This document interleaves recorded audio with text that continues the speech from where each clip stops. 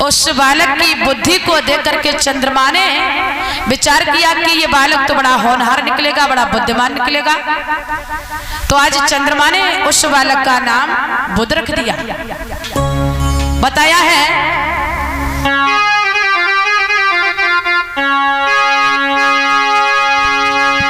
चंद्रमा का लाले समझ करके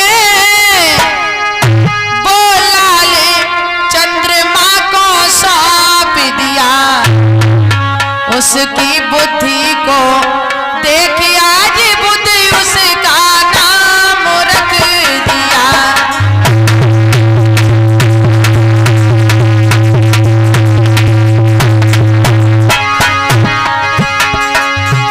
चंद्रमा का लाल समझ करके वो लाल चंद्रमा को सौंप दिया।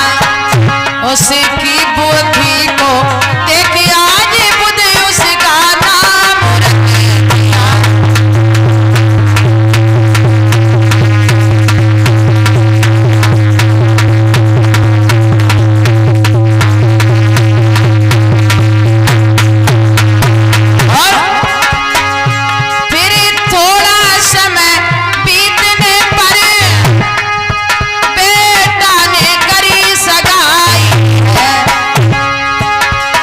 सुंदर नारी पतिव्रता जो नाम की नारी।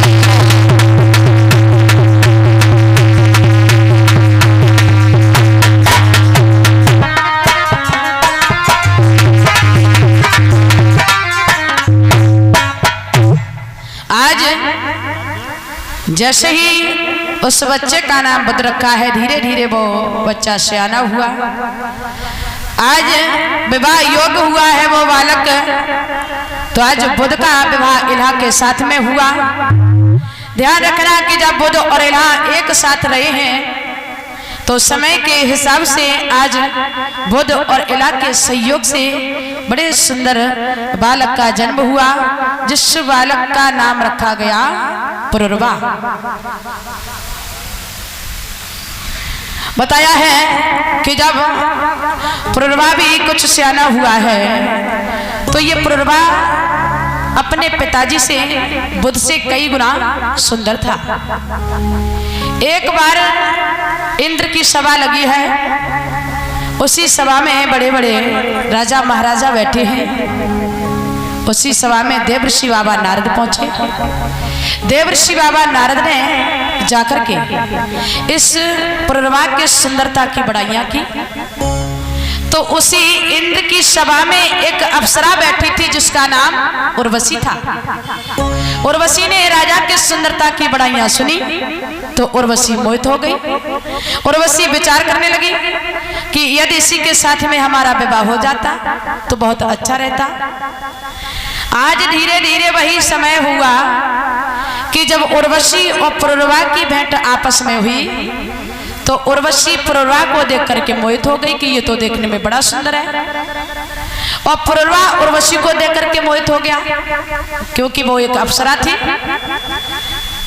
उर्वशी ने जैसे ही पुरुरवा को देखा तो पुरुरवा कहने लगा, उर्वशी मैं आपको देख करके बड़ा मोहित हूँ, बड़ा प्रसन्न हूँ, ऐसा कीजिए आप हमारे साथ में विवाह कर लो।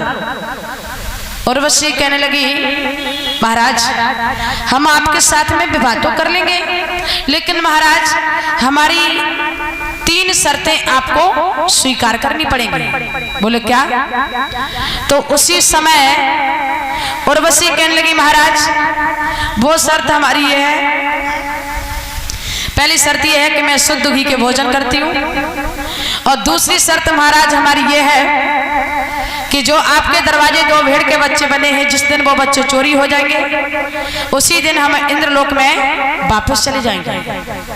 और महाराज तीसरी शर्त सबसे कठिन ये है, अगर मैंने जीवन में कभी आपको नग्न अवस्था में देखा तो उसी दिन हम आपको छोड़ करके इंद्रलोक में वापस चले जाएंगे। आज तीनों शर्तों को स्वीकार किया। बड़े विधि विधान से उर्वशी का विवाह पुरवा के साथ में हुआ है। और जब कुछ समय व्यतीत हुआ तो इधर एक दिन इंद्रदेव ने मन में विचार किया कि जो सबसे सुंदर अप्सरा थी उर्वशी वो नजर नहीं आ रही है। तो उसी समय आज दूतों को भेजा है। इंद्रदेव ने कहा है जाओ जा करके पता कीजिए कि आखिर में उर्वशी है तो है कहाँ। दूतों ने जाकर के पता किया, कहा है महाराज उर्वशी ने अपना विवाह कर लिया। इंद्रदेव कहने लगे इसका मतलब उर्वशी ने ऐसे नहीं, उसने जरूर कोई ना कोई शर्तें रखी होंगी।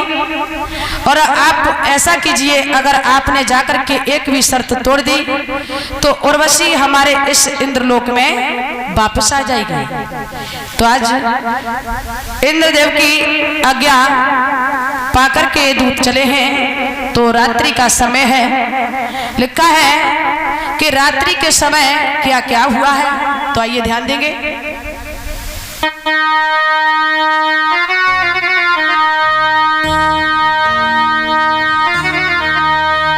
कि बहने अम्मा तो ये समझावे, सखीरी अम्मा तो ये बतलावे, और जो जो हुआ था आधी रातें।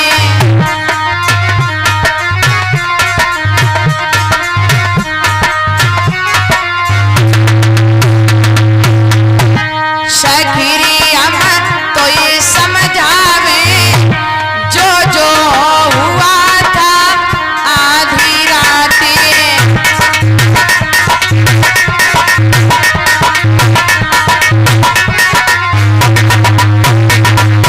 क्या क्या हुआ? अरे विनय करी थी जब देवन ने कन्हैया प्रगटे थे आधी रातें।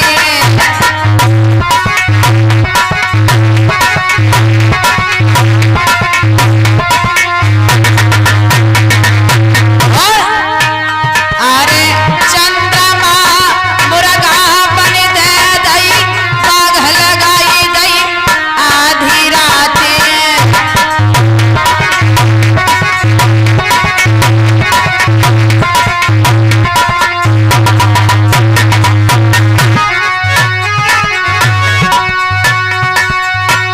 और गौतम जी स्नान करने गए गंगा जी पे आधी रातें।